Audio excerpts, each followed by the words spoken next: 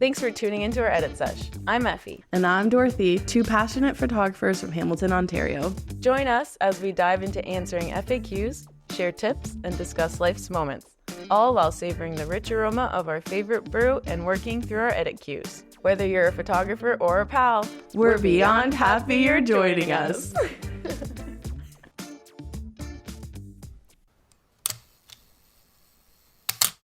Welcome, Katy, content creator extraordinaire. We have an intro. Yeah, I was gonna say I don't know it up, but like, I don't know anything. You wrote this. I love it. You were like, I'm gonna wing this. I hung out with you one time. She takes good videos. Okay, no, I'm gonna read this intro on Katy. Katy McLean is the founder of Oh Happy Days Socials, a wedding content creation service based in Ontario, Canada.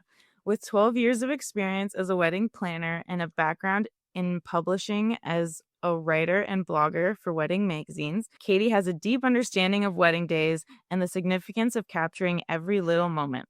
Her expertise allows her to document weddings in a way that feels natural, personal, and full of joy, just like experiencing the day through the eyes of a trusted friend. Oh Happy Days Socials specializes in capturing candid moments and behind-the-scenes memories, ensuring that couples can relive the emotions and energy of their wedding day instantly. Known for her humor and approachable personality, Katy makes the experience fun, relaxed, and stress-free, like having your own personal hype girl with a camera. She has a knack for spotting the sweet, silly, and sentimental moments that make each wedding one of a kind, so couples can look back and say, that was so us. It sounds like you'd be a really great wedding photographer, too. I guess it's the same thing. Work basically. Not the same. Definitely not the same. I'm not claiming to be a wedding photographer. We should ask the most hot take of a question first. That everyone has been waiting for. Hot take. Okay, go. Content creation, especially in the wedding industry, can sometimes be controversial. Have you encountered any challenges, criticism in this regard, and how did you navigate them? Yes. I would say content creators have a bad rep. One, because they're new to the industry, and so I feel that both photographers and videographers, often more so videographers, but feel like they are in the way, which, to be fair, sometimes they are. But yeah, it's definitely a lot of advocating for what we do. And I think for me, I was a wedding planner, so I've seen a content creator be in the middle of the first kiss photo. Like, I know it. I've seen it. I think that was actually kind of a hindrance for me to step into this world because I was like, oh no, I'm going to have to try and win everyone over at each wedding. But I think because I have that experience, I know where to not be, where to be.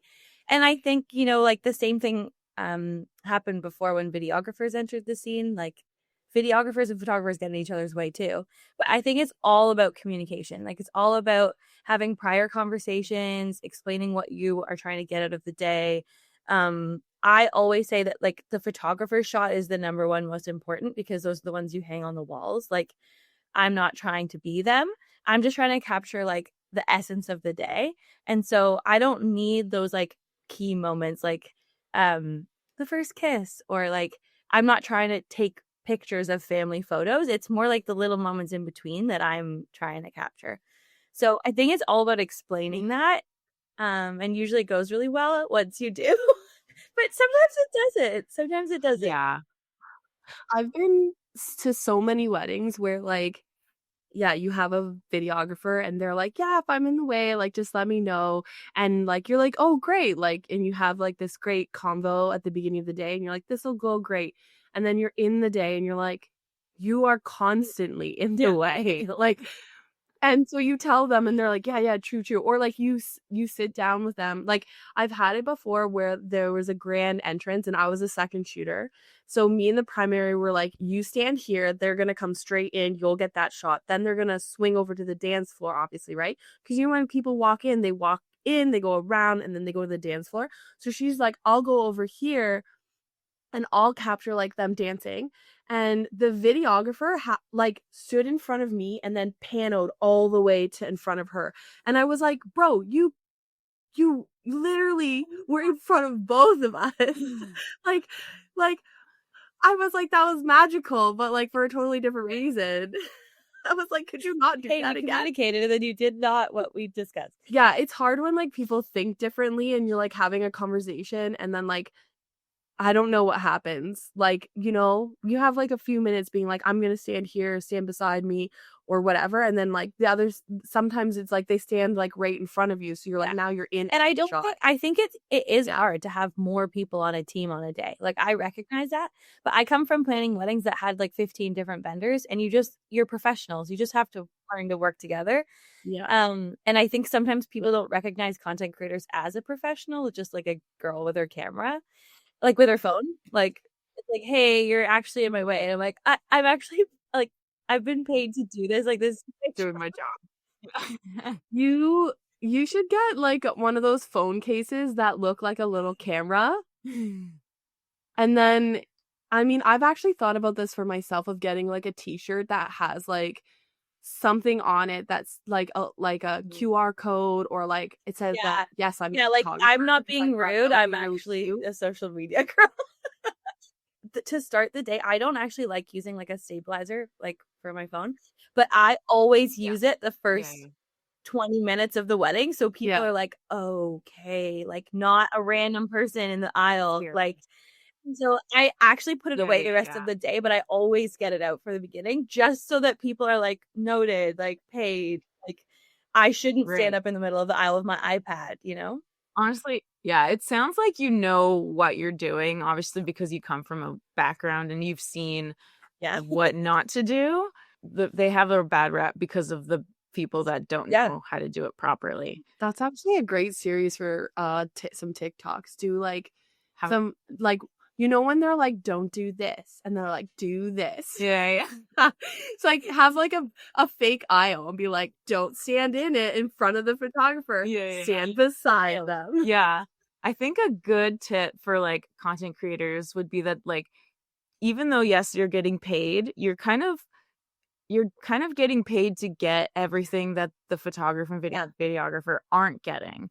So like if the photographer and videographer are getting the kiss from the middle of the aisle, Don't need it. That's already covered from somewhere else. Yeah. What I say is that I give a glorified guest perspective. So like you plan for years and then you don't actually know what your guests are up to because you're like off taking family photos. So I try and capture like cocktail hour and stuff like that. But I feel like me being in it, like in the mix of the crowd is exactly the shot I do want. So often people don't know I'm filming because I choose a spot in the ceremony that I can film from that won't get captured by a photographer or videographer, but it makes you see like people like throwing confetti or like cheering or, you know, those sorts of things. It just gives like a different view. I get why videographers can be a little bit more touchy on the subject. Like I had a conversation with somebody and they were saying like, oh, videography is down. And I'm like, well, that's the economy. Everybody's a little slow right now. And then they're like, they're taking our jobs. And I'm like, well, they're charging completely different amounts. So, you know, like if I were going to pay $7,000, $6,000 for a video and some content creator was like, I actually don't know your price. Is it 1,000-ish for a day? I have two packages. One's like $2,000. Okay. And one's like $2,200. Okay. Yeah. So like they're just different, obviously, like price points. So I don't think that it's taking a job. Like somebody who's already gonna book videography isn't all of a sudden gonna be like, oh, this is a better idea. Like they add it to, or they don't have a videographer and then they're like, oh, you know, this will be beneficial for me. And it's just totally different. I always say they're like completely different mediums. Like, and I never say we replace. Like we come alongside, but they're different. Yeah. So I tell couples like, if you're looking for like a video, like cinematic video of your day, I am not delivering that. Yeah. Like I'm giving you bite-sized portions of like what your day was, and a lot of it is like behind the scenes. Whereas like, I don't have drones. I don't have like, you know, different teams of people, and I'm not gonna like make you throw your veil. Like, I do less of like creative direction. Yeah. And so if you're wanting to sit down each year and like watch your wedding video, I am not that. Yeah. So, but if you want just like little instant things that you can share out and be like, we did actually get married, because you don't get photos or videos back for a while, that's more like my realm. So Yeah, I love that. I actually kind of, before content creation was a thing, I got my friend who was doing my wedding like day of coordination. I hired her, Right. and I was like, do you think you could just like take some videos like with my phone during the day? And Yeah. she did that, and I loved it. And she actually did like a lot more than what I was expecting, which is really fun. Yeah. Because you didn't have video. I didn't have video. And that's how I got into this, is because I was always taking little videos for couples, because I would see Yeah. something happening and be like, oh my gosh, that's so cute. Like, why is nobody, they're not here. Yeah. So I would like take little videos. And then because I love that, because I love, like, I do that with my own people. I'm always taking little videos of You people. sure are.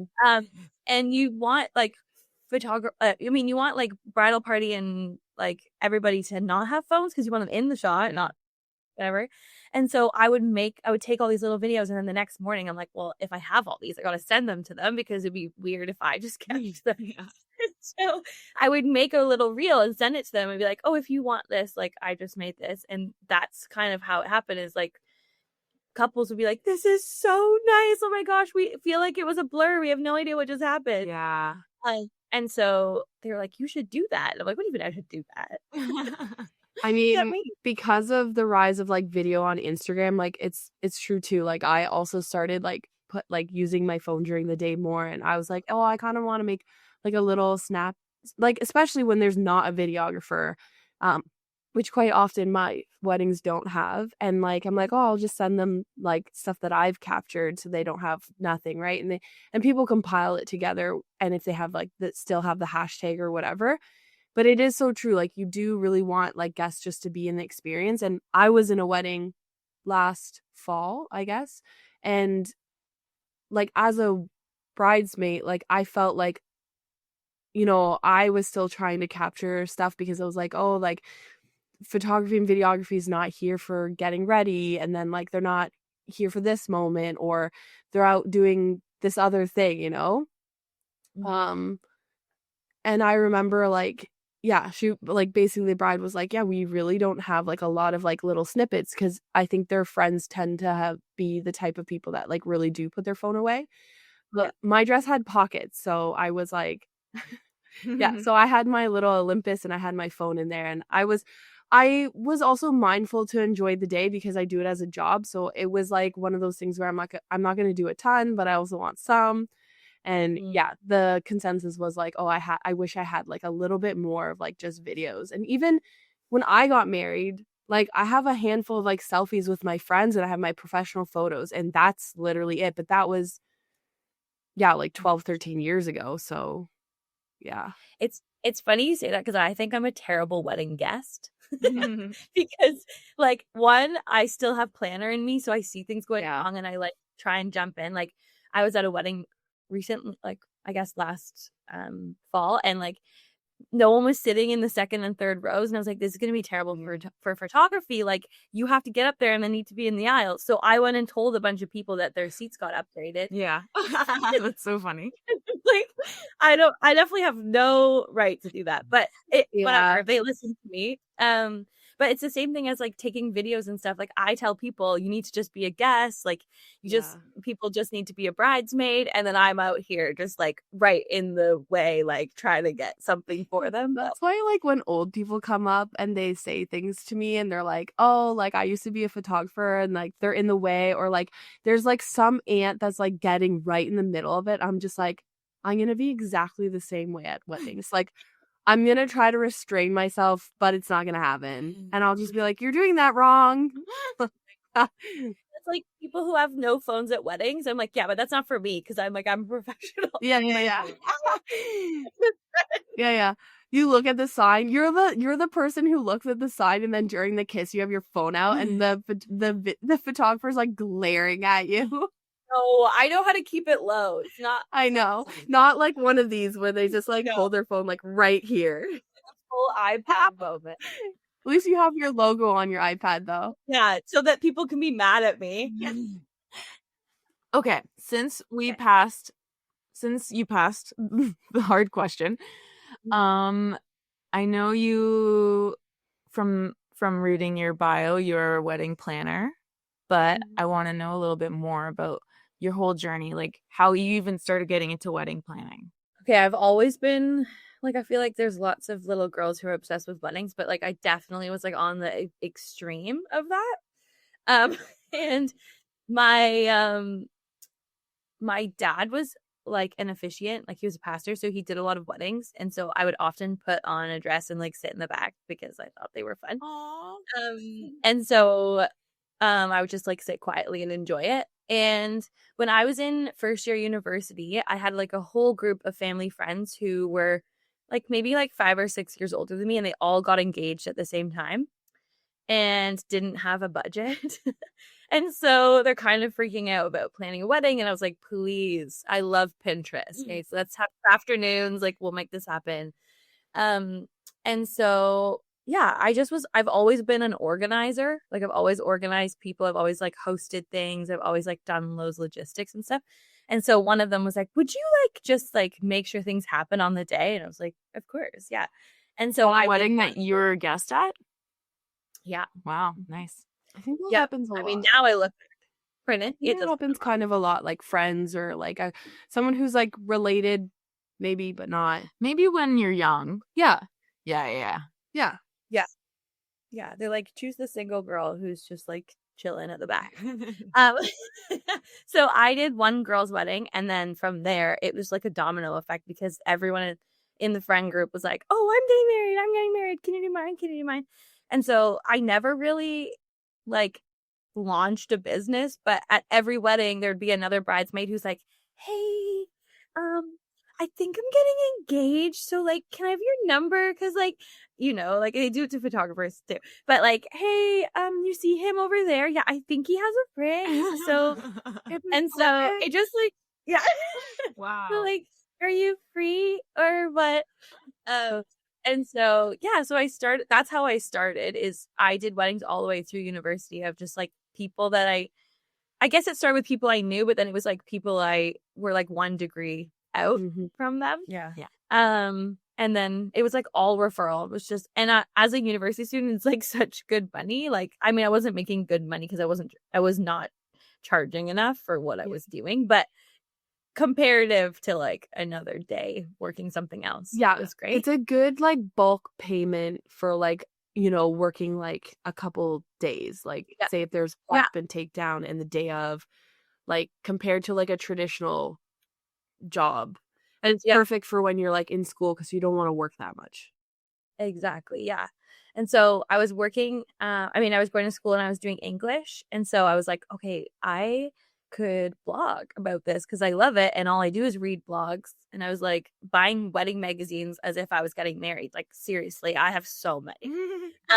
And so I was like, oh, I could totally do this. So I started writing and then got an internship in Toronto for a wedding magazine. Wow. And yeah, so then I was their blogger, and then things started going to print, and I was like, oh my gosh, it's real. That's cool. Yeah, so I worked for one wedding magazine, and then another one I did a bunch of work, like I guess like they would pull me in for projects, so like style shoots or like random things. And so yeah, I just kind of was like, oh, this is legit, like I can actually do this. So that's kind of how I got into it. And then being in that world with magazine, I started like all these different people in the industry were like, we need help with this. So I did like random floristry days, and I did random like for different planners were like, we need an extra hand. So you just kind of get well versed in the industry because you've seen it from different people's perspective. Yeah. And then I feel like that helps you be more knowledgeable as you plan. So that's so interesting because I feel like one of my goals is to do this thing, like in my head I call it the vendor's table, but there's a podcast called that. But it's basically like something, I'll have to like workshop the name, but like basically getting some people in different aspects and having like not really a workshop, more like a panel where like people can hear from like other people being like, let's workshop this problem. Like, you know, when the photographers all arrive and hair and makeup is going on, like, let's not turn off all the lights.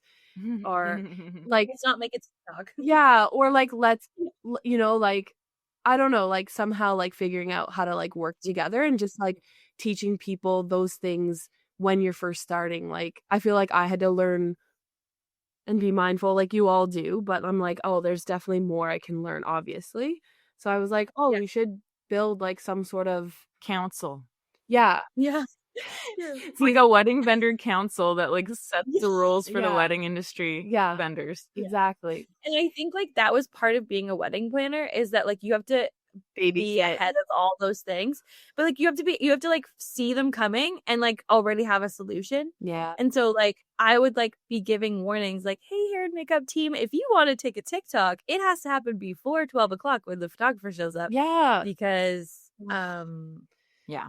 It's yeah, brutal. not Like gonna I've go well had if it they show where up and like you're still doing they it. cut into my time and I'm like, you know, you're trying to be chill because you're like, yeah, TikTok. But like also I now have 20 minutes to do all of your photos. So I Yeah. hope that TikTok is important.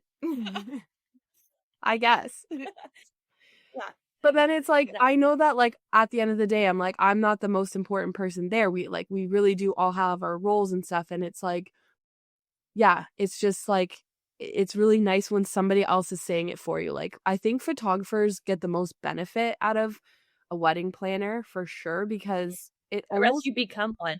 I don't know Yeah. why it always lands on us. I think maybe because Yeah.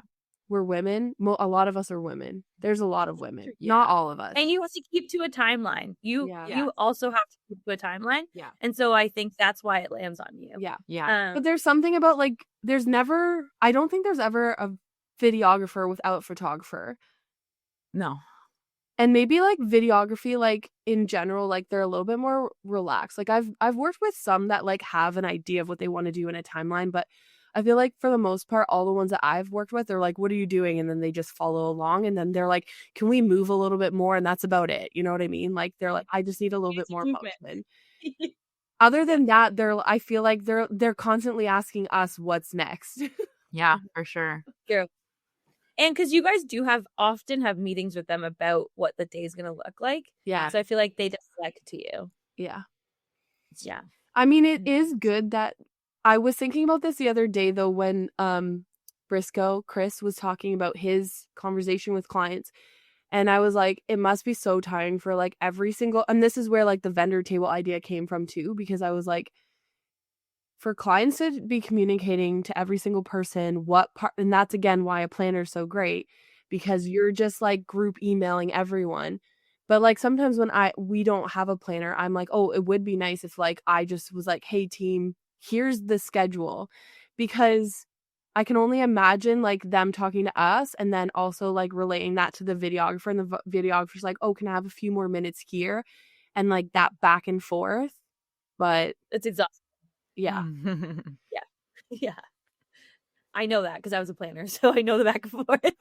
Yeah. Also, like, I feel like I have gotten emails from planners and there's a group run-on message and I'm the only one who replies. Like, I'm like, I would love more time here, but like, if we can't make that work, or like, could you add in sunset? And then everybody else is like, doesn't even reply. Yeah. You're like, cool. Thank you. I guess we'll just I'll be there. I'll be there. Well, the problem is I was always worried as a planner, will they be there? Yeah. True. Like, did you get this? We hope they come. Yeah. If not, I'll sort it out. Yeah. That's so interesting because like we were talking about this at the event we were just at for the new venue.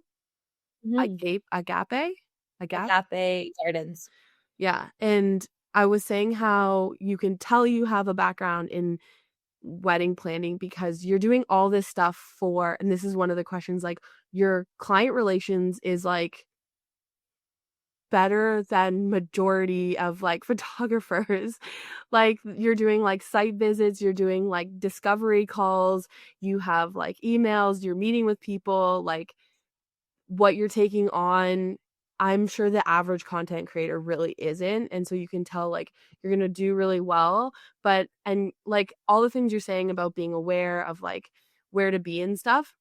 And this goes back to like talking to videographers about like, yeah, okay, we get like majority of content creators might be a little annoying. They might be in our way. They might be young. But I was like, you might as well partner with somebody who's good then, because it's going to happen. You know what I mean? Yeah. So, That's what the industry is. Yeah. yeah. It's funny that you say that, because I feel like, Dorothy, you're always telling me, oh my goodness, you do so many extra things. But to me, I'm doing so little because I'm so used to being part of like a 10-month, like whatever, like a planning process. Yeah. And so I'm used to like being best friends with the clients by the time we get to the wedding. And it's weird. It's also like, it's helpful for me as a content creator to like know what things to capture. Because I need to know like who are the important people and like what's your vibe, and like is it like more of a late night sort of scene, or like are people gonna dance? Like it's just good for planning out the day. And so it's weird for me to not know a couple's like in and out, like who they are, what they're about. And so I feel like I'm doing bare minimum compared to what I was doing. But it's just funny because it's just a different world, right? Well, I want to ask the Katy secret sauce. I actually wrote this one down. Secret sauce. You want me to read it? Building trust with clients is crucial. How do you establish and maintain strong relationships with couples to ensure their comfort and satisfaction? Okay, well, I feel like it's partially who I am, because I like to pick up friends everywhere I go. And so I just like treat everyone as if they're like an instant best friend. And you're like, most of the time it's just how it happens. Yeah. Yeah. I was gonna say like it's easy for me to agree with that because I've met you and I've witnessed it. But like I feel like people might say that and you'd be like, sus. You know what I mean? But like, you definitely have that makes me sound like like here, quick, let me just talk about how amazing I am and like my personality. But it's like it's great that you really do have people that like can corroborate your story. Yeah, thanks. I appreciate it. But like I just think like, especially I think part of it is like I never wanted to be a content creator that was like a TikTok trend girl. And I think I've really marketed myself as not that, which a lot of them are, which is like exactly what people are looking for. But I'm more of like, I kind of branded Oh Happy Day. It's all about like little moments, the in-between stuff, the memories being made, all of that.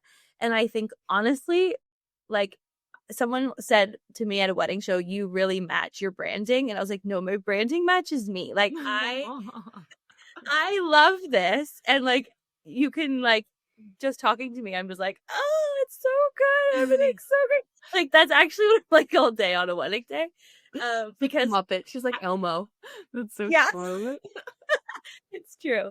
But like, I truly love this job. And like, I have done lots of wedding things. And like, I love this industry. And like, yes, there's things that are like not great. But I still, 12 years later, think it's like such an honor to like be with people on the best day of their lives and like get to know all their people. And so I do that. Like I want to know all their people, and like I still talk to brides like all the time. I went for coffee with one a couple weeks ago. Like I just honestly like love to see how their story continues. And so I think the combo for me that is like has gone well is that one, I have expertise in weddings. So I do like know how a wedding day goes, whereas some content creators are like not well versed in weddings. They're just well versed in content. And then I think secondly, like I really do love it, and I do love people. So like a room of people for me that I've never met is like ideal. Like I just think that's so fun. It's so crazy how many introverted photographers I've met, and I'm like, how does this work for you? I think people turn it on for their jobs. Yeah. And I think introverted extrovert. I mean, I think I am. Yeah. Oh, like I get energy from being alone, but I love people, so I'm super social. But like at the end of a wedding day, like the next day, I'm like, oh, okay, I'm gonna need like recovery on that one. Oh, yeah. But- I'm the same way. I was gonna ask you about your deliverables because you did mention you were literally just doing like bite-sized snippets of the day, but are you delivering anything edited to them? Like, what is your package? Yes. So everything I take raw gets delivered in 24 hours. So the idea is the next day they can be laying in bed and scroll through a whole camera roll of everything that happened. But depending on the package, they get between 2 and 5 edited videos. So we have content meetings ahead of time about what's important. Whether that be like, they always get a recap of the day. So that's always something they get. And then sometimes there's more specific, like girls getting ready or ceremony, or some people are like, I just really want moments captured with my grandparents. And I'm like, perfect. So every time I see like hugs or like a hand squeeze or whatever it is, like I just kind of capture that. And those moments usually happen between professional photos, like when they first step forward and they're like, oh, you're here, oh my gosh, like those are what I'm capturing. So yeah, like those are more of the things I capture. But that's why we have like prior conversations about what kind of edited content are you looking for. I will do a TikTok trend if that's something we're really looking for, but that has to be discussed ahead of time so it's like into the schedule so that we're not like taking up time, because transitions take a minute. So yeah, but yes, they get edited content between 24 to 48 hours after the wedding. It's usually 24, but it depends if I'm working multiple weddings then. Sure. Sometimes it's a little bit later. Yeah. How many weddings do you have booked this year, or how many did you do last year? Were you full-time last year for the full year? No. Okay. No. I started this in November. Oh, so you, okay. I'm Amazing. Amazing. Yeah. So how many have you done? November, right? I think it was November. I like her. I launched her Instagram. Yeah. I think I was like, oh, I'm waiting. I had like a whole plan, and then I was like, all right, we're just going. Because I wanted to be available for booking season, so I needed it to go up. But I was planning until October of last year, so it was a quick turnaround. And then I think I launched December 1st or something like that. So yeah, I have weddings booked for this year, which is amazing. But I have more bookings coming in for 2026. Because I've started being on like preferred list and things, and so when people book, they get given my information, and those people are more so booking for 2026. Amazing. And I've done a bit of a wedding show circuit, and those people are mostly like at the beginning stages of planning. So yeah, that's so good. Yeah. Are you still taking on wedding planning stuff, or have you switched fully over? Yeah, Nice. fully switched. I still have people asking me, but I'm like, sorry, here's some other great people. Good for you. Yeah, I find it difficult to be in both worlds. I feel like I'm trying to navigate this one, so I don't really want to also be trying to plan. I have like one couple that I still have this year because it's from so far back, but yeah, sure, crazy. So are you full-time now? I'm full-time. Wow. That's incredible. Full-time trying to make this happen. I'm so happy for you. That's so exciting. Wow. Yeah, it was a scary job. I quit teaching and wedding planning and then just went full tilt. So it's so scary, but so worth it. Yeah, you kind of need to be full-time to like make it work for sure. Yeah, there's no plan B then, so you have to make it happen. Yeah, but you have so many skills, and like, I mean, not that you need to fall back on anything, but like, yeah, you really could get a job in like a heartbeat if needed. I don't think I'm even employable anymore. Yes, you are. Like, I cannot. Well, good thing you're booked and busy. You're like No. I was gonna say, like, would you share like your onboarding process at all, or is this like you don't have to? But I'm so interested. Like, I'm guessing like you get an email. You like, do you go jump right into a discovery call right away, and then you do retainer contract, and then you were saying that like you're best friends by the time like you're at the wedding. So like, are we sending like emails back and forth, or are we doing more calls, or we're meeting in person? Like what does that look like for you? Yeah. It's pretty similar to what you just said. So people will inquire, fill out a form. That form has a lot of information on it about like what is your like where is your day? What is your day? Tell me about your love story. Who's your photographer? Have you booked other vendors? Like it has quite a lot of questions. I think because that helps me going into those calls. And also I'm used to that from like wedding planning world.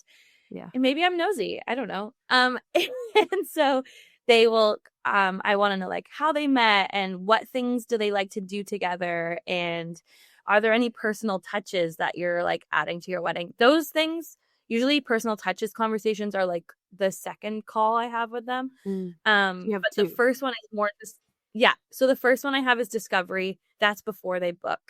So that they get an idea of who I am and what I do. I explain packages. I hear about, why I have like, what do they know about content creators? Why do they want one? What are they looking for on their day? And then exactly that, like I send over contract for them to sign, and then the retainer, and then that's when their date is booked.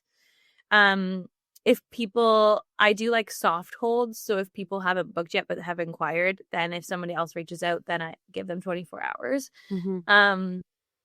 And then closer to their date, usually I send like random emails back and forth being like, hey, hope wedding play is going well. Like if you, I don't know, if you need anything, I'm here. I don't know why you need a content creator while wedding planning, but just it's nice. Yeah. I probably could hear a question. And then closer to like usually like a month out or like 5 weeks out, when I know that most details are completed or thought of, at least they haven't maybe done them yet, I have a call with them about like what's your content plan, and so what things are really important to you. Are you more family focused? Do you have a group of friends that have been friends since you were in kindergarten? Like is your bridal party all friends? Is it kind of like a weird hodgepodge and everyone's flying in? Like just things like that. Mm-hmm. And then what things are you wanting to post afterwards? Yeah. So that I can capture that. But I think like the personal touches, like that's so helpful for me to know. Like at some weddings, I was at a wedding and like they had a hot chocolate bar, and it's because their first date they went and got hot chocolates, and then they would like make this a thing that they did all the time. And so they had like hot chocolate bar with whipped cream and like all the toppings. And like that's just very helpful for me to know, because that's like a sweet moment. So I made a video about like, sweet. Yeah, so then I made a video about that, because I was like, oh look, like your sister's having a hot chocolate and she's cheersing grandma, and like it's just like full circle. That's yeah. You should put out a little freebie guide for people in the industry, just getting out there, being like, here's how to connect well with your clients. Look at you. Those were some really good tips that like even I'm gonna steal from you. I wrote all this down. Good thing we're recording it. It's recording.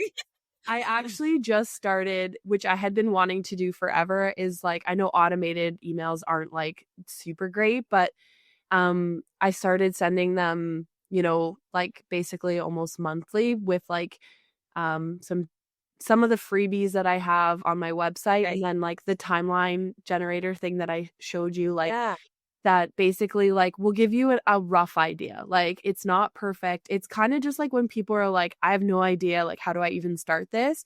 It's like you plug in your information and then it gives you like a really rough timeline. And it's because like I was writing those for people, and then I'm like, give me more information so I can know like how far away is everything, all that kind of stuff. I'm like, now you can just go to my website and just put that in yourself. So you don't even need me. Yeah. But then, obviously like a wedding planner would be like, this is not good. Like, we need more here. Yeah. But it's like, it's the bare bones. But and then there's like, me and Lindsay have created the big guide of like how to do a timeline and like each month what to do. So like I'm trying to get that out to people, like I didn't have any of these resources when I got married, and it's like, I think there's a lot on the internet. You don't know what you don't know. Like exactly. You don't know. You don't know. Like I feel like sometimes in my mind I'm like, oh, people know this, and I'm like, wait, no, they don't. Like that's because I did this, you know? Yeah. You always have to remember it's usually their first time getting married. Exactly. And everybody is always like, I don't actually know what to do. And I'm like, yeah, I don't expect you to. Yeah. But Yeah. And it's also like a world that we are well known, like well versed in, but they're not. Yeah. Even sometimes I go on my website, I'm like, I wish like it was more like playing a game where you like, it's like, have you booked something, and you hit yes, and then it takes you to like the next step, you know? Because like if you're just like reading it, you're like, this is a lot and overwhelming. And I tried to make it like helpful and just like kept putting stuff on it, and now I'm like, there's almost too much on it. It's like scale it back a little, because when I'm trying to do something new, I'm like, what do I do first? What's the first thing I do? Yeah. Yeah, you get lost in it. Yeah. So I would say like woohoo emails is kind of what they are. I write woohoo and I swear every email I send, but I do too. Woohoo! We're all woohoo girls. I realize I actually do say woohoo all the time, so I'm not just like pulling their leg. Pulling their leg. We have, I think, like 2 more questions. Sure. Okay. I love that she just gives it to me. Because I talk too much, so. Outside of your professional life, what are some personal passions or hobbies that influence your creative process? Oh, I love these questions. Okay. Well, I feel like this is a weird one to say, but I'm like a bit of a picnic connoisseur. Cute. Okay, wait. My ideal day. I've never had a picnic with you. I want to come. Spring. Let's go. I feel like we became friends like when it was not picnic season. Yeah. Yeah. It's fair. Yeah. I have a secret picnic spot. You can only get brought there if, you know, you're a trusted person. It's not well, it's secret. I can't tell you. We'll find out. Late. We'll find out. Yeah, I'll bring you. Stalking her Instagram and pinpoint her location. Then one day we'll just be there. Having our own. I'll invite. You can come. Why do you need to stalk me? No, I like my way. We don't need you, Katy. We don't need you. We'll have our own picnic. Just kidding. We need you. Yeah. Sorry, I've been watching Love Whatever with Megan. So Sick. With love. Yeah. And she's making like all these like stupid crudités, and I'm like, I need to make a crudité. I'm like, girl, that's a fancy platter with vegetables on it. Yeah. I bet all of the internet is like so mad about it, and I'm I like, know. this woman is living my dream. Like actually, like, yeah, I would love to take things out of bags and put them in other bags with cute ribbons. That's actually all I've ever wanted.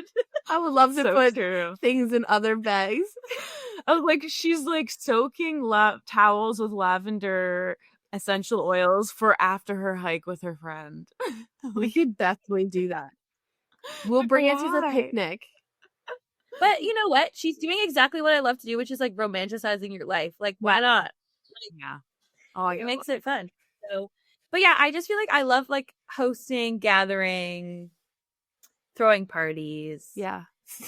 Random shops. It's the best because you know that she's went into an industry of like just by what she loves to do. Yeah. Like her passion.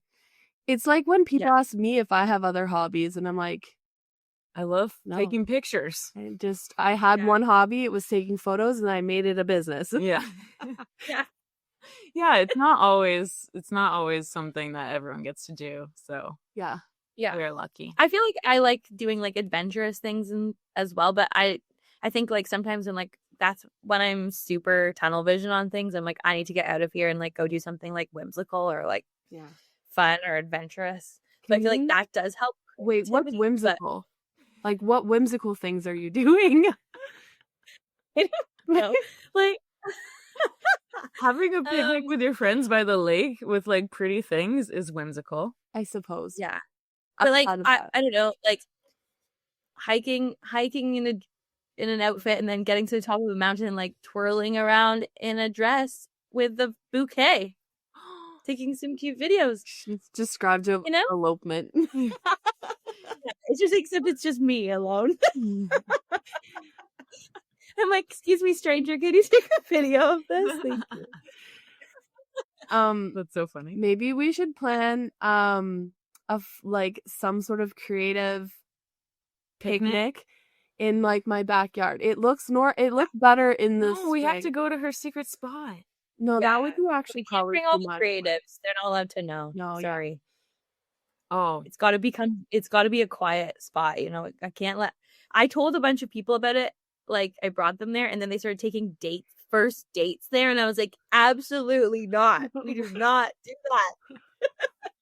you gotta put a gate up with a lock on it where you have to change the code and they have to book it like a studio. Honestly, I'm not a gatekeeper for locations, but sometimes you're ruining it. Like, Yeah. also like there's only a couple places for photography wise that like there's this like one forest that I'm like, I don't really want to tell a ton of people, but the thing about it is that it's far. And it's like a weird spot that's like crown land that like you have to like go through bush to get in. So people are like, I really don't want to bring my family of like 3 small children here. And I'm like, great. That worked for me because I have. I just tell them to wear boots and that we have to hack through some leaves. Worth it. Yeah, you definitely don't have to hack to get to this picnic spot, but it's just like you wouldn't stumble upon it. Yeah. So you're like, it's actually it's like Bronte Creek. Is it in Oakville? Probably. Yeah. Oh, is it Paletta Mansion? You're gonna have to visit. No, it's very close to a mansion. It feels like you're in one. Ooh. Yeah. Oh, what's the other one? No, that one you have to pay to go to. What's it called? It's a LaSalle? E. No. In Oakville? There's this like weird little building that's like a manor, and I swear it starts with an E. Oh yeah, in Burlington. Paletta Mansion. No, there's another one. You're thinking of the estate. It's an Adamson Estate? Maybe, yeah. Let me see. Is it Adamson I don't know Estate? that one. Oh, okay. That one's in Mississauga. Okay, that's what I'm thinking of. Yeah, I know that. Travel that far. I always forget to shoot here. This is a good one if you have people from good. Toronto. I did a engagement shoot there. But this one, don't you have to have a permit? I didn't. And there was a wedding shooting there too. It's big. Yeah. I actually shot a surprise proposal that turned into an engagement shoot there. Crazy. Yeah. Oh, whoa. Yeah. I was just telling someone that I like almost 90% refer proposals to you because I have to plan them with the man, and I'm like, I'm out. Yeah. It's usually just like run and gun. But I also just like I'm like, I don't have like when I was childless, like I was like, okay, I have any time available. But now I'm like, you tell them like I'm free this day and this day and this day, and they're like, well, what about Tuesday? I'm like, no. Like I'm not free that day. It's also like scary as shit. Like I want to poop my pants every time. Yeah. I'm just like hiding in a bush. Like, am I gonna miss it? I'm like, is he gonna go to the right spot? Is she gonna be facing the right way? Yeah. And then I want to poop my pants.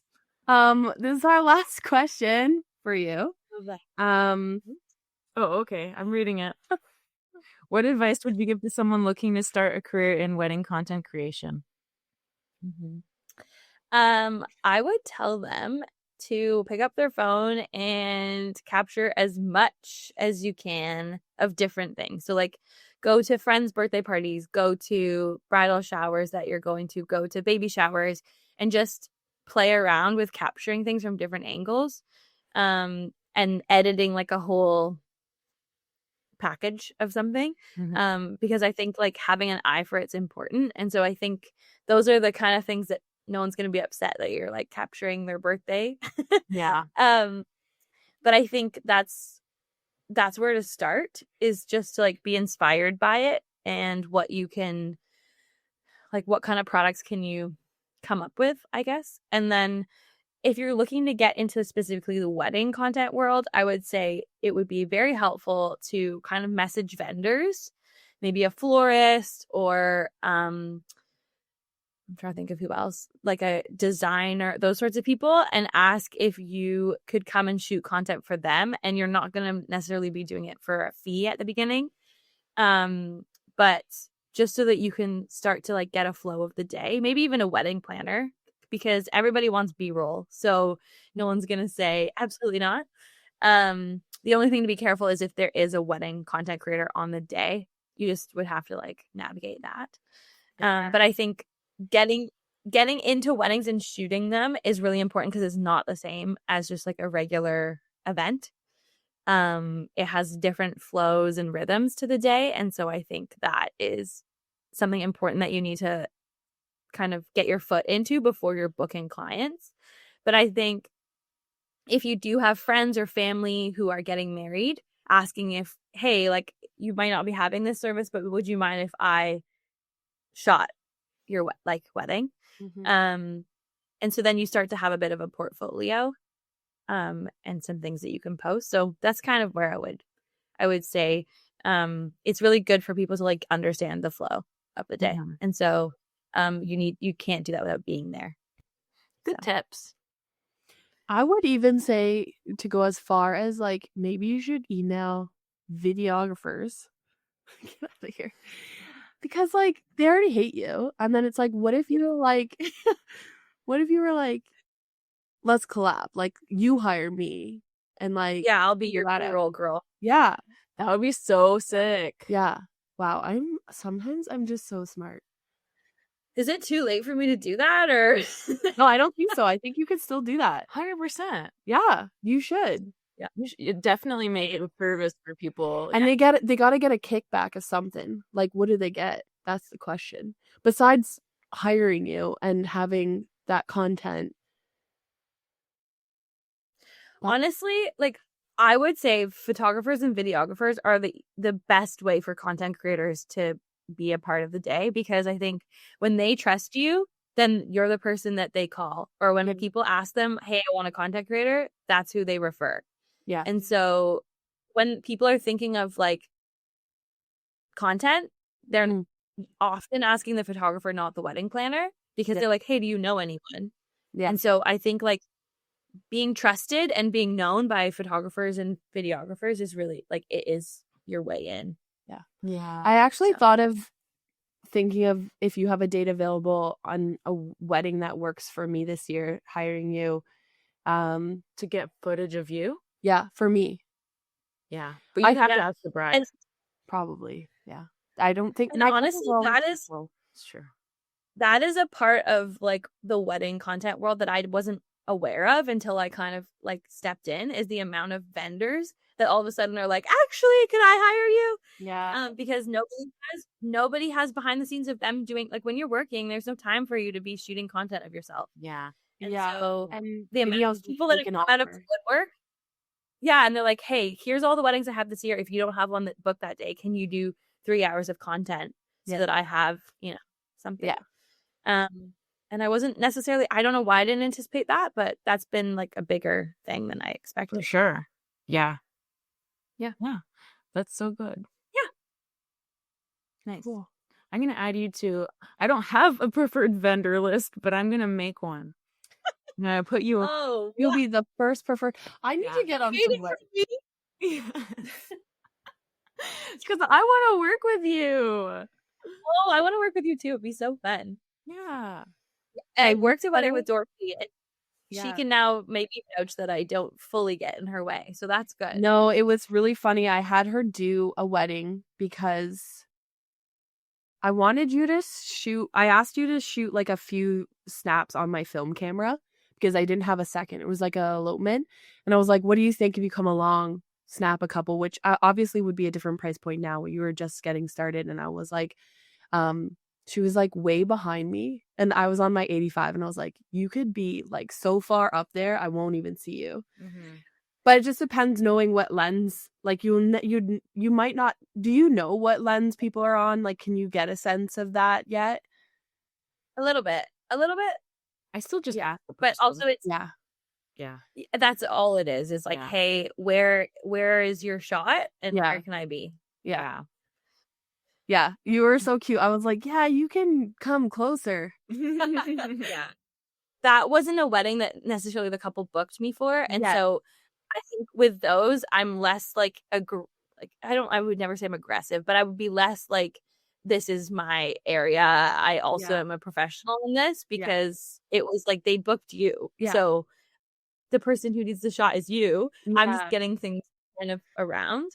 Yeah, that was a fun wedding, and they loved you after, and they like posted a bunch of the stuff that you did for them. So like something that they didn't know that they needed, like they literally were like reaping like the benefits of it for sure. All right, Katie. Thank you so much for coming out. Oh, of course. Thanks for inviting me on. Bye, Yeah. guys. Bye. Okay, so Homemade purple kombucha. I think What's the flavor?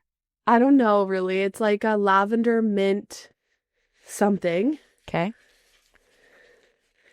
But I was, since we're at my house, I was planning to pack this and I was going to make you taste test it. I'll give you a little bit. Have you had kombucha before? Yeah. Yeah. I meant to give you less. I think this one's a little less. Okay. Feel like this. Wait, go. Bottoms up.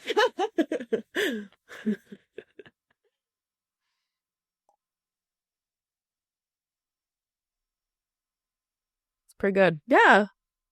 It's like kind of blueberry. Yeah. So the initial flavor is a green tea that and then to one green tea bag, and then it was lavender mint, which is why it turned bluish purple. And then it ferments for like 10 days, and then it sits in another bottle for 2 more days outside. And I put strawberry and ginger in there. Oh. But I Do you get hints of strawberry? Yeah, I get like blueberry. I don't taste the ginger at all.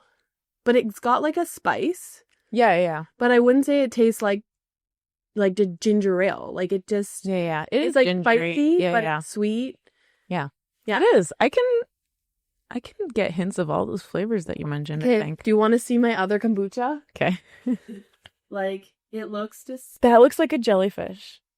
That's So this one I think is ready in like 2 days or something like that. so weird. Kombucha's so weird. Sometimes, like I drink kombucha. I know it's probably made like that in a professional factory too, but like just seeing it being made, I'm just like Yeah. I mean, it's probably, I want to say safer here, but True. could be wrong. Like you have to I have like clean hands every time and like clean utensils, and like I don't ever touch the kombucha, and it like doesn't move around a ton, but yeah, I don't know. It is like one of those things. I'm like, just don't think about it. It's like eating chicken. You're like, don't think about It's true. It's true. You don't want to think about it. Then it's fine. Did you have fun making it? Are you proud of yourself? It's really actually easy. Like you boil the tea and then you put the thing in it and it sits there. Yeah. Like the process is like really simple, but I think like that SCOBY looks like it needs to be parted, and like that part I'm like, I don't know what to do now, but I have some pals that know how to split them, so yeah. Do you have a blankie? Can I use that blankie? Yeah, you cold? I'm cold. I get cold. Okay, I'm ready. Hit me up with your truth. Alrighty. Should be easy. Okay. During sessions, I've climbed on furniture, ladders, even laid on the ground to get the perfect shot. Truth. You have to wait till I read them all. I know you too well. I've always nailed the perfect group photo. First try, no blanks, no distractions. First shot, amazing. Why? Wow, you're rude.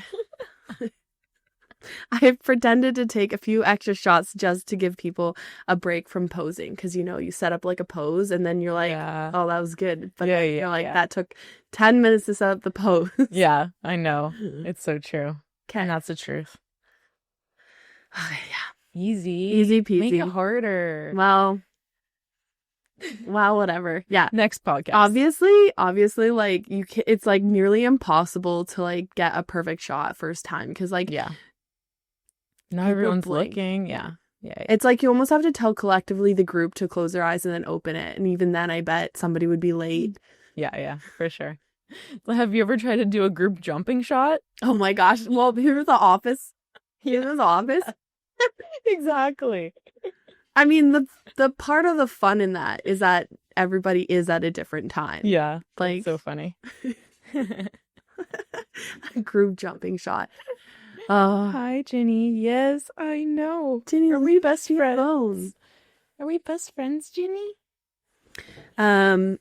So do we want to read this Reddit? It's again super long. Okay. Let's do it. My videographer lost all our footage. No. No. Yeah. As the title says, he lost all our wedding footage. Apparently there was a leak in the ceiling over a long national holiday period, so they were gone. That happened to Zach. That's brutal. Did we lose his footage? He was there while it happened. It was like Okay. 11 p.m. So they were gone, I guess, like over a long holiday period, and their hard drives were like totally soaked. Oh no. Yeah.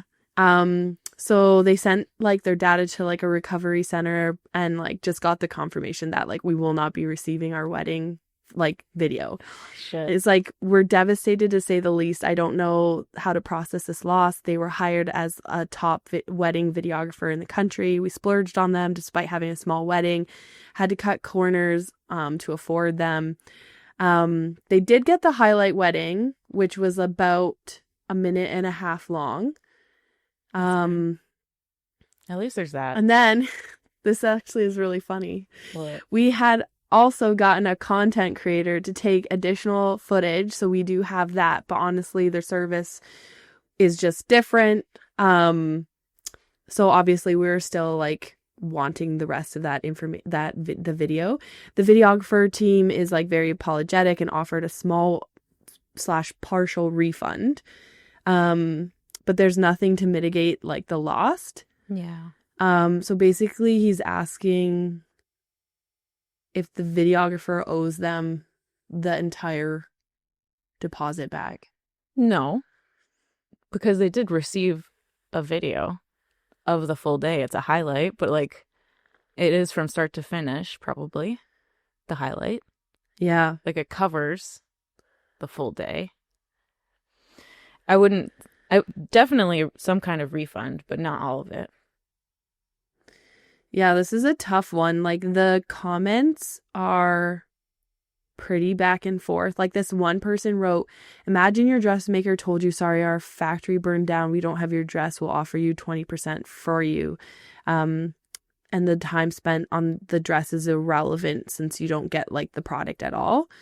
Like the time spent editing and filming like literally doesn't matter if they didn't deliver the product." But I'm like, well, they did work like a whole entire day. Exactly. And part of a retainer's purpose is to hold that day.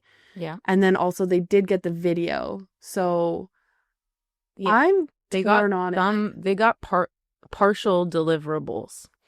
So a partial refund would be fine. Yeah. Yeah. It's crazy. I was talking about Zach with this because that leak was like right on his like hard drive system. He has like a NAS backup system. So like it backs up his initial. Yes, and it's like one giant big box. Right, and right. Like Actually have one of multiple those. hard drives in it. Right. And I was like, do you have, obviously like he has it backed up in other places too, like other hard drives. But I was thinking like, what if like the whole building was set on fire? Like then it's like, then they're all gone. It's not just like whatever was dripped on it. Then I've always heard like you should keep backups in separate locations. Yeah. So like one at your office, one at your house. Yeah. Like for us, like our office is our house. So I like don't know what you would do like the cloud. Yeah. Or something. So I in the past have thought like it's a bit excessive and nothing has happened, but like knock on all the wood, you need it to happen one time to be like, I'm royally screwed here. Yeah. And I've had a hard drive corrupt that like everything was delivered and also everything's on Pixie set. So if people come back and say like, oh, you know, do you have my photos from 10 years ago? First of all, I don't think it's on me to have those. So if I say like, sorry, I don't have them, I'm like, you know, but then after a couple years, I just started putting everything on Pixie set and I'm like, they're there. Yeah. You just have what's here. Yeah. But I can't re-edit anything. Yeah. I do still have the raws, but I'm getting to the point where I'm like, I have so many hard drives. It's like, same. So, I think I was reading a blog and it's like, 3 different, so when I have a wedding, I basically come home, I'll save it on my computer, just weddings. Mm-hmm. So like I have 15 this year, like I'll have those 15 on my computer. Then I have those same ones on a hard drive. Then I have a copy of all of those on a different hard drive. Plus I don't use the same SD cards until the wedding is delivered. Mm-hmm. And so I started thinking about putting so I have a fireproof safe. Mm-hmm. So I was like, okay, gonna put them in there when they're in my office. And then I was thinking about getting an additional fireproof safe for the car. Wow. Because I was like... Intense. Yeah. I was like, okay, so I don't have a third... Like, I could give it... Like, you could give it to your mom. Yeah. I could give mine to my mother-in-law. Yeah. So I was thinking about that. But then I was like, well, at least the car's, like, not in the house. Yeah, for sure. So I was thinking about doing that. But then I was Yeah. like, I don't like the idea of having them loose, obviously. I just it reminds me of Nick's thing. Yeah. Where he used to keep his SD cards in his console. In a baggie. Yeah. And then, like, in Hamilton, people are going to go through your car. Yeah. As Yeah. well. I don't know if I think I like the idea of the hard drive being in a fireproof safe in the car as opposed to the SD cards, because SD cards, like, I think, like, the cold and the heat and, like, if they get wet or whatever, all that kind of stuff, like, I think that's a little bit, like riskier. But yeah, that was my plan going forward this year. That's excellent. Yeah. To me, excessive. Because nothing's happened, and like that's God just for forbid weddings. My house though. doesn't burn down, but yeah, that's I mean, also, like, if we don't do it to our cards, like, technically, like, you could give me your weddings and I could give you mine. Yeah, for sure. I mean, we're probably not gonna both have an issue, although we both do live in Hamilton. So then it's like, what if there was like a catastrophe, like a huge windstorm, and both our roofs are gone or something? Yeah, like we both give them to Joy. Yeah, their house will withstand it. Also, her husband's a lawyer, so he'll protect us. Yeah. But I was like, yeah. And also, like, the cloud is a good backup, but I'm like, I don't really, like, want to pay for another service. So I was like... Yeah. Anyways. Yes, I don't back anything. Like, the final images are on the internet on pick time for me. So, yeah, that's enough for me. And I recently just added into my contracts because of that purpose and because I don't want people coming back after, like, even 5 years being like, can you send me the wedding photos again? Or like like if they're not on pick time or something, for like when I wasn't using pick time, now I have in my contract, it is your responsibility to download and back up your photos. Effie will not be responsible for your photos after 1 year. Yeah. So I just say like 1 year, even though like I will have them. I just back up everything. I have millions of hard drives. So, I know. I think how, like, last year I don't have too many people come back at me, but I do think that, like, people just generally forget and they just think it's, like, up there. And I know, like, I've had it where I've hired someone and they're, like, after a week they take it down. Yeah. Which that's, like, too early. But I'm like, this is, like, one of those automated emails that I now have to, like, get on board sending. Like, send it, like, the first week, the second week, and then send it, like, a month later and being like, it is now being removed. But then wait, like, 2 days. For sure. For sure. Yeah. I think even just having it in the contract and like everyone reads through their contract, I would assume, then they know like it's on them. They like feel that responsibility to download them. Yeah. Because most people don't. They like get their gallery and they're like, great, it's there. And then they don't download anything. The other thing that I was going to chat about is like the whole like video thing. I know a lot of like more luxury weddings, they send like an actual like USB, and I got a CD when we got married. But then it's funny because I almost think those are negate people like downloading their stuff anyways, because they're like, oh, I have it on a USB, and then like 10 years goes by and they're like, I have no way to get this off this device. Like, I had to ask a friend to borrow a plug-in drive because my laptop Mhm. didn't have a CD reader. Mhm. So then I had to like go borrow one and like put it on my computer. And then I put my photos on my own Pixie set. Yeah. And that's actually what I tell people. I'm like, Pixie set is free up until a certain amount, I'm pretty sure. Mhm. So I'm like, any person can have a Pixie set. You can have cloud, you can have Dropbox, you can have whatever. So like as like a non-photographer who's just trying to save their like family photos and memories, like Pixie set is like such a nice way to like save them and you can see them. And that if you're making a book, Mhm. like it's such a perfect way to save them. And people should actually have it saved in 3 different places. You should have a USB. For sure. You should have it on Pixie set or some sort of like cloud, and then also like a computer, Yeah. because you might actually lose those items. Yeah. So Yeah.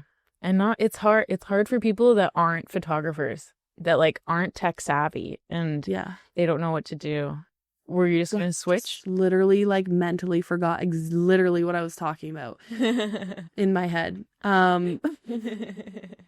Oh, somebody did respond, wedding photographer. I need to read this because I still feel like as a photographer, I'm like, well, we use that money to like literally live, and this happened to everybody. Like this person might not have a business. That's like, then that's the other thing is the insurance. Like these are things that like sometimes I was at this venue and there was a business person talking at it, and I said like, you should have basically they were there to meet the venue because it was a new venue. Mm-hmm. And this business person from Hamilton went up and spoke and talked about like the difference between like a solo proprietor or a business owner, because I think a business owner, you have employees.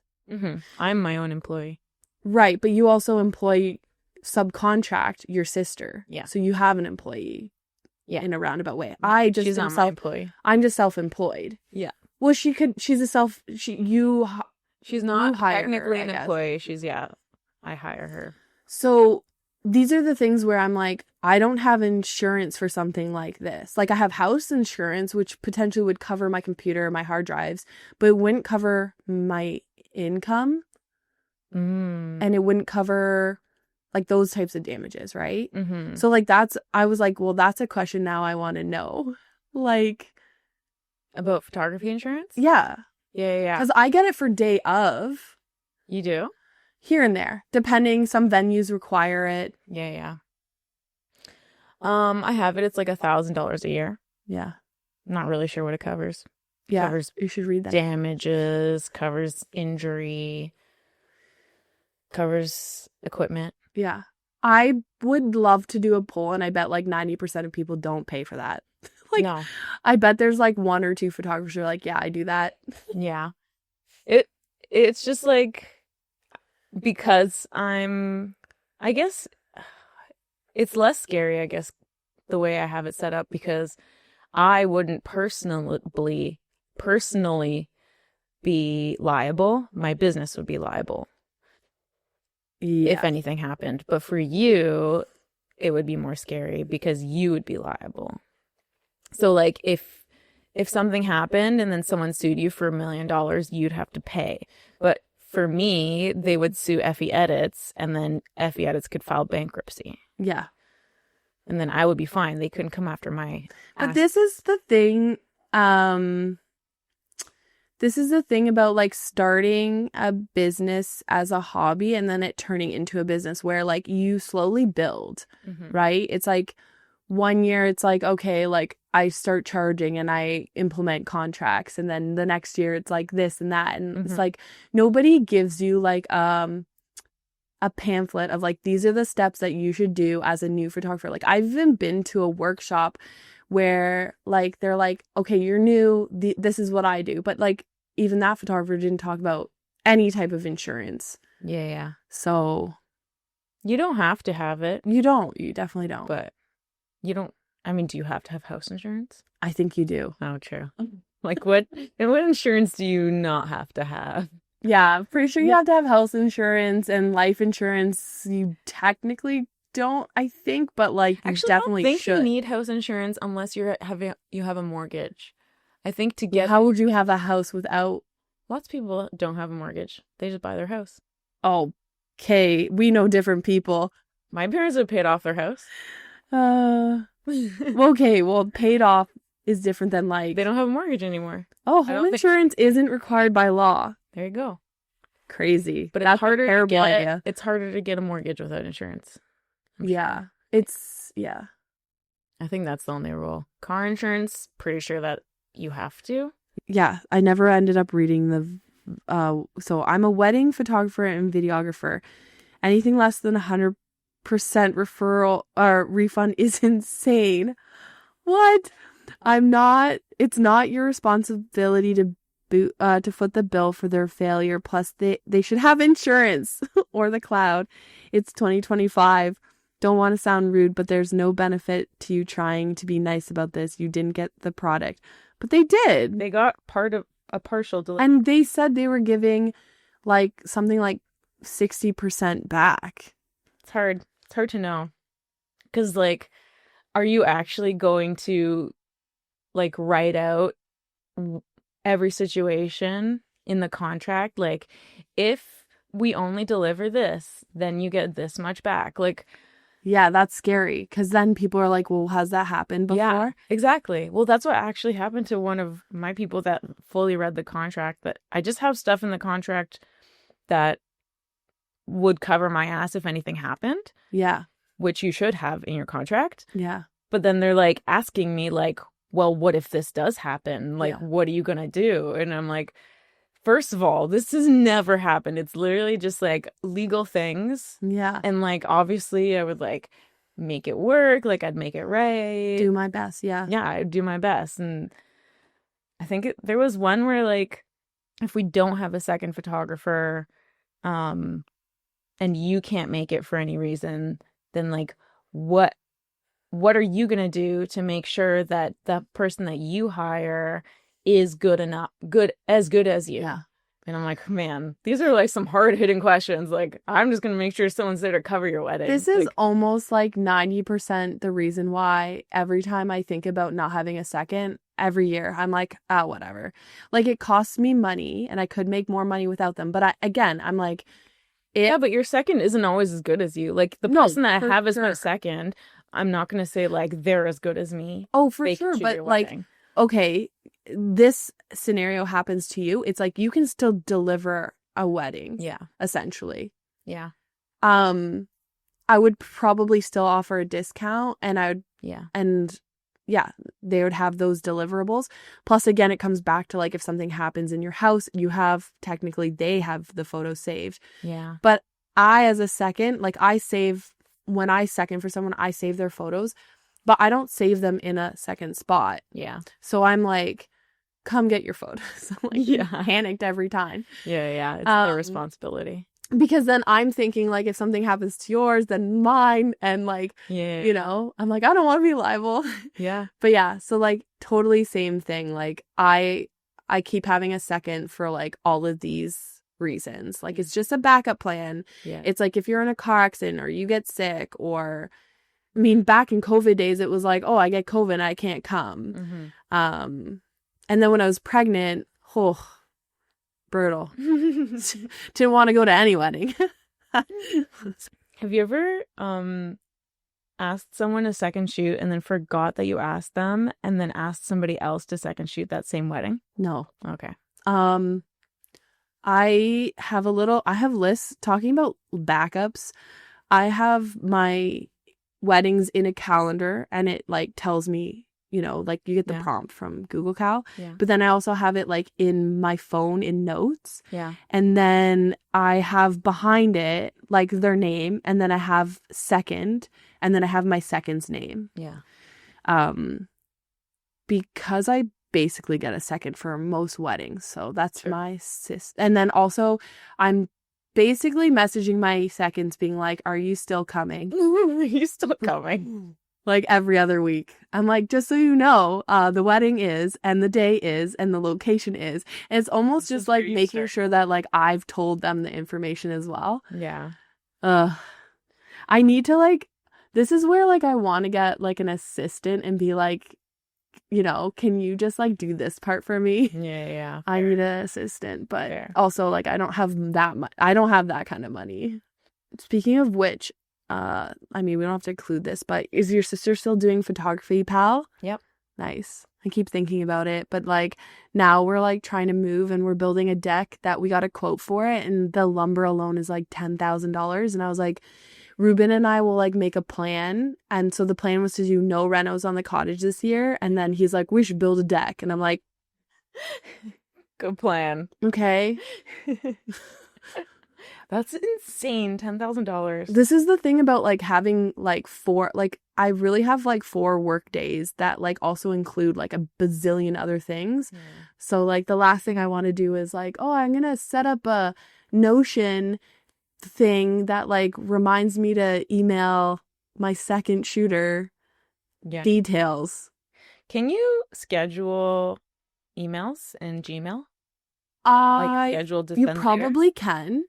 Because I was looking at Pixie Set, but you had to upgrade, and I was like, I'm not paying more for this. Yeah. And then my website, same thing. It was like, you have to upgrade, and then I was like, okay. And I was like, why did I do the one, not the other? But I think my website, it looks a little nicer, and like the interface was like a little easier. So I was like, oh, whatever. Yeah.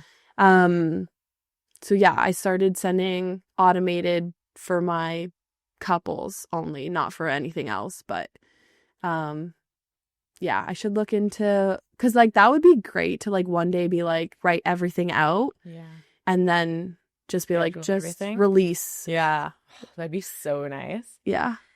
That reminds me, I have a tip for Gmail specifically. If you use Gmail, or you could probably, I don't know, if you use Gmail to communicate with your clients for like inquiries and stuff.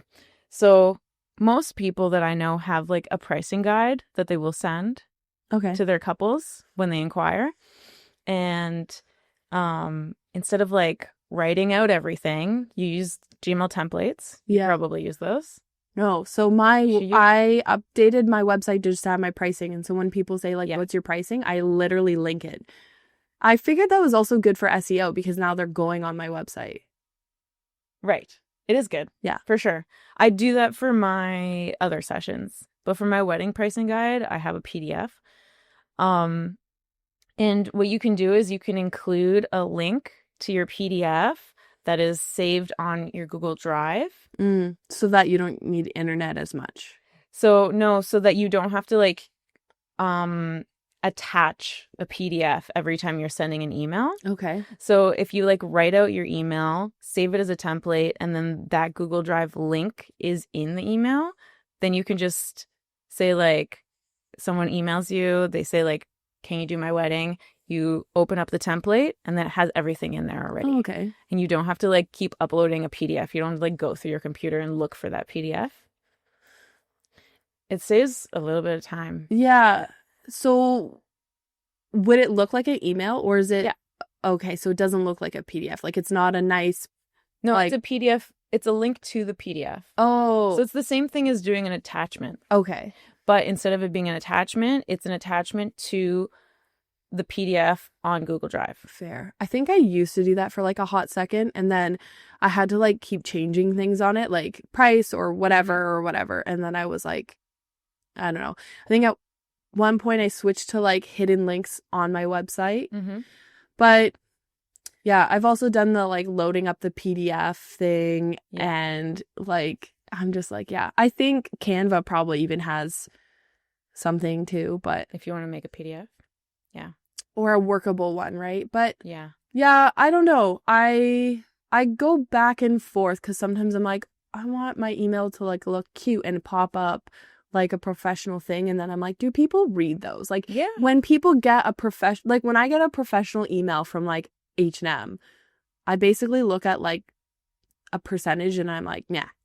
Well, yeah, that's different. I think this is different because it's like, oh, this is my wedding photographer sending me information. Yeah. But I feel like it feels more more personable when it's handwritten in an email. It is like a link. Yeah, that's what it is. Yeah, I'm just. Yeah, you're saying how to do it quicker, so it's like a template. Yeah. I would templates. I would love for you to show us how to do that. I at would some love point. to show you how Or to just do that. be like, here's how you do it. The other benefit to that is that if you ever do change your pricing and you've already sent it out to a few people, An update. they will have an updated one That's probably the best. because you just update that file on Google instead of like resending them a new PDF because then they always have the updated pricing. Yeah.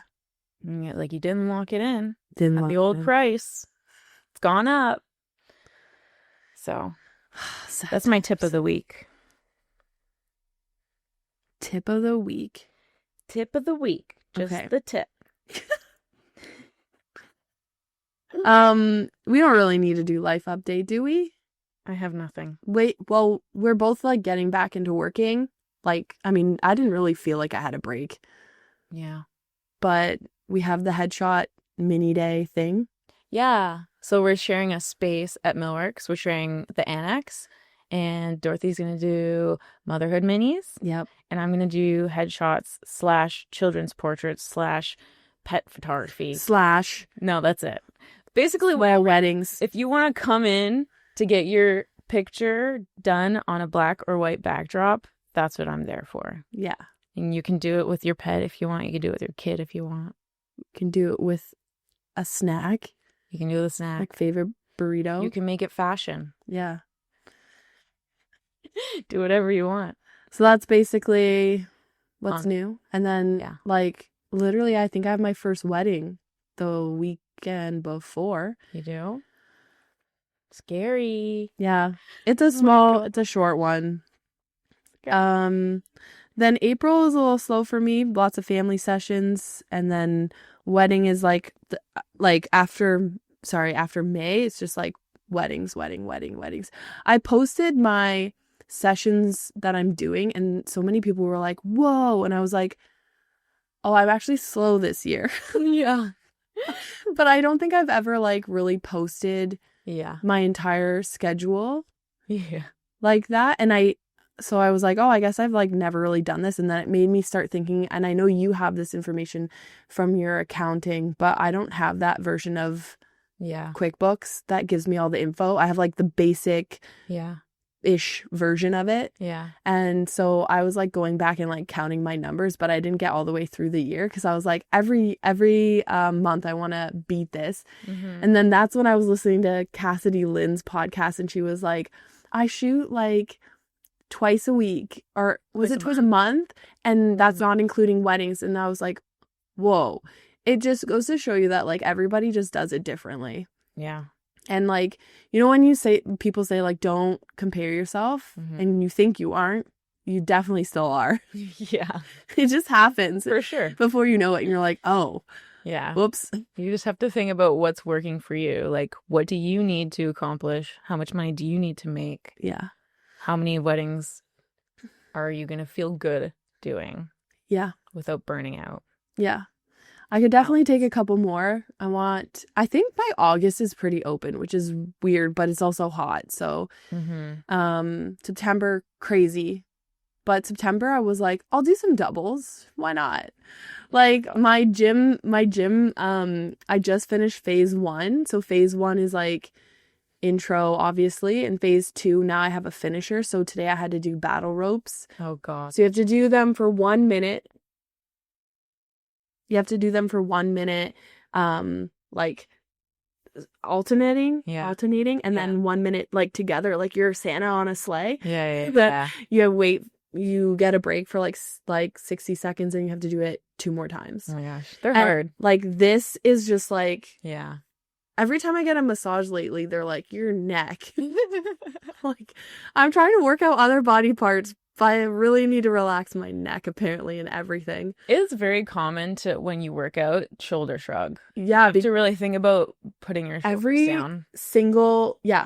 Like, it's weird because, like, that's not the biggest muscle. Like, No, it's just like a stress, like tense movement. Like, that's what happens when you're like... I mean, it means your form is bad, essentially, but it happens because you get tired. Yeah. So today I went up in weight and I went down in reps, and like basically the trainer was like, your form looked great like throughout. So like that's a good indication because like normally that's why like that's why I wanted to do this program, because it's like, I don't know what my form looks like anymore. Like I've gained weight and like things have shifted. I'm weak in one side of my body compared to the other. So like, I don't want to compensate. And like, actually I was doing deadlifts or squats, and he was like, just so you know, like you were like uneven at one point. And I was like, I know, I could actually feel that. And he was like, okay. And you didn't fix it because, and I was like, I don't know, I just wanted to finish. But like the next time I was like, okay, like make sure I'm even. Yeah. So yeah, phase 2. So by that's the thing about wedding season that's so scary, is like you get your first weddings and you're like, I'm so out of shape, I'm so tired, like I can't stand for 10 hours. Yeah. And then last year I kept thinking like, okay, midsummer, like I'll be conditioned, but I never got conditioned. Just every wedding was still tiring and my feet still hurt, and like I was like, okay, we need to work out, because You'll be better this year for sure. yeah, so maybe September, because September's crazy, I'll be able to crank out like some doubles. Yeah, you will. Yeah. You'll get it. Just Get for 1 month. Maybe not. I don't know. Whatever. But yeah, I have one the 6th, the 13th, the 20th, and the 26th. So Wow. those are, Crazy. I think those are the dates that went first, I'm going to be honest. And somebody actually tried to book me for the 6th already. And I was like, I'm like so sad every time you get like a repeat number. I'm like, no. Yeah. I haven't had any actually. Well, I referred you for the 6th. So Of? September. Thanks. Yeah. Oh no, I'm gone. I'm in Vancouver for my friend Andrea's wedding. Oh, nice. I'm so excited because it's gonna be like, I'm gonna go a week early and golf. We're probably gonna do like 3 different golf courses. That's so fun. It's gonna be so nice, like Vancouver golf. It was actually my friend Joanna's birthday, who lives in Vancouver, yesterday. Yeah. And I was like, should I just pop down, like come see you for like a long weekend? But It's so expensive. Have you seen flights? I know. Flights And are like $800, $900. I'm terrified on going on little planes right now. Fair. This wouldn't be a little plane to Vancouver. Yeah, they're like the 3 2-seaters, or like the one where it's like 2 and then 3. Like I haven't ever been on a big plane for Vancouver. Really? Yeah. Have you? Maybe I'm just thinking different. Like little plane means different things to me. Right. Like little as in, it's not like, what is the biggest plane? Like the Boeing 747 or something, where it's like 3 and then 2. Like, you know, the big planes I would consider where it's like 2 seats, 3 in the middle, and then 2. Like, so like 2 aisles. I haven't been on a plane that size in a while. Yeah. I've Those are been like on Europe. Yeah. I've been on like the one where it's like a middle lane and it's either like 3 seats or 2 seats or 2 or 3. Yeah. So I consider those little. Oh, okay. I don't consider those little. I consider those like a regular plane. Oh. And then the little ones are like propellers. Yeah, we ain't going on any of those. Our last flight, because it was so close to all those like accidents, I said to Ruben, I was like, we're flying separate from now. I was like, there's no way Maisel's growing up without her parents. He's like, we're not the royal family. I was like, don't care. It's like this, like ridiculous. And then we came home from Nashville, and the day after that plane flipped. Yeah. So did they all survive? I think they all survived. Yeah, everybody survived. There was like a few injuries, but like pretty good. Yeah. I mean, planes are equipped for all those things. Like it flipped and then the wing that was detached crazy. Because it's meant to detach. I know. For that specific purpose. So it's still safer to fly than it is to drop. That TikToker, she was like, plane crash, small plane crash, upside down plane crash. Like, where's my lip chat? Yeah. It's so relatable. Honestly, she's really funny. But yeah. Anyways, I guess I gave an update. So other than, I have a colonoscopy coming up in 2 weeks. Oh no. My yearly every 3-year colonoscopy. I might. You should ask them. They're like, they're probably like, no. No, not the inside. No. Seen any of my colonoscopy videos? I think you should be like, get ready with me while I go. I literally, I have one of those videos on YouTube. Oh, because I was a do another one. YouTuber. You need to update it. I will. I've done 2 of them actually, because the prep has changed year after year. Like the prep gets easier, just because like the first time I did it, you had to drink this like giant tub or like giant bottle of stuff. Yeah. The next time it was just like this much, followed by like a shit ton of water. Like, so it gets easier, but That's good. it still sucks. Yeah. And then do they put you under? Yeah. Oh, good. Yeah. For this one specifically, because they're gonna check the whole colon. Oh yeah. You could be like a colon advocate. Like people need that. I mean, you basically Check are. your colon. Colon should. cancer is on the rise. Yeah, for men over 30, they say specifically. Yeah. I think now that we're in our 30s, everyone needs to start going. I know. I don't want to though. It's not that bad. Apparently, you can. There's a at-home kit To somehow. check. It's like a stool. I have no idea. I didn't look into it. There are definitely things you can test in your stool. Well, for sure. I mean, not that anyone wants to know this, but I have done I think, is it the Dutch test or no? I think it's called the gut test. Okay. And I did not enjoy that. Yeah. That's it? Yeah. Oh. Yeah. That's fine. No. All you have to do is poo.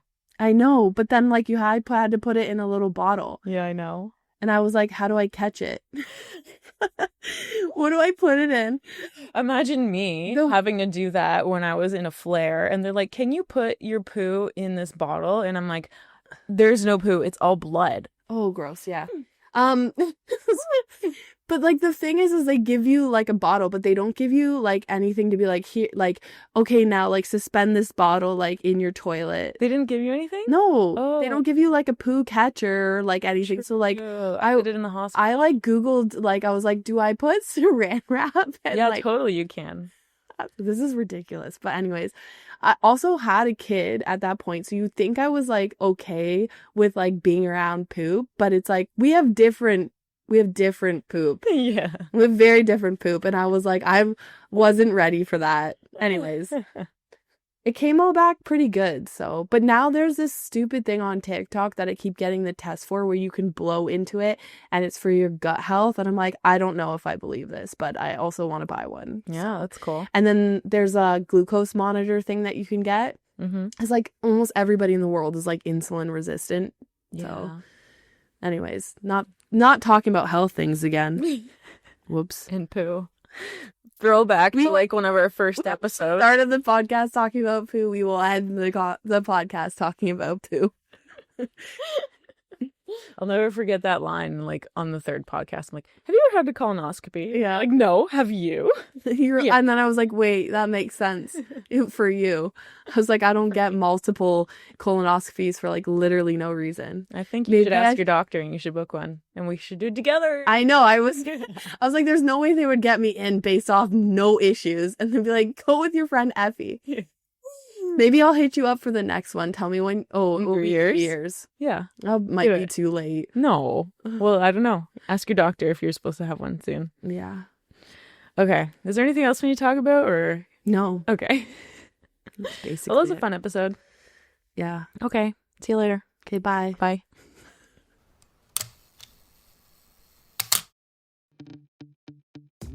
All right, where can they find you? They can find me at Effie Edits Photo on Instagram. Nice. And they can find me at DorothyMay_. And also follow our podcast Instagram. Yeah, because we're super hilarious. Super hilarious. You can see our viral videos. 30 likes. Edit Sesh Pod. Follow us. Okay, bye. Bye.